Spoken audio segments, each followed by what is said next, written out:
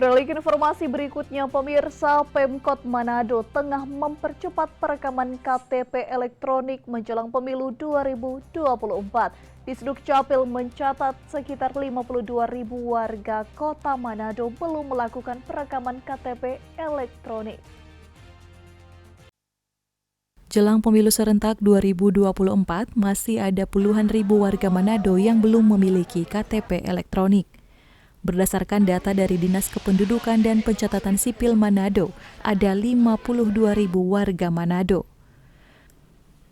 Kadisduk Capil Kota Manado Erwin Kontu saat ditemui pada 5 September 2023 mengatakan pihaknya saat ini tengah mempercepat perekaman KTP elektronik. Kota Manado diberikan tugas oleh Pak Wali Kota dalam hal ini percepatan perekaman KTP elektronik. Kita ada selisih sekitar 46.000 KTP.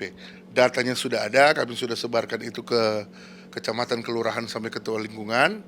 Mudah-mudahan data balikan itu Oktober sudah selesai semua dan setelah itu diadakan perekaman KTP untuk orang-orang yang belum melakukan perekaman KTP. Kontu juga menambahkan pemerintah Kota Manado akan mengalokasikan anggaran pada APBD perubahan untuk pengadaan 40.000 belangko IKTP.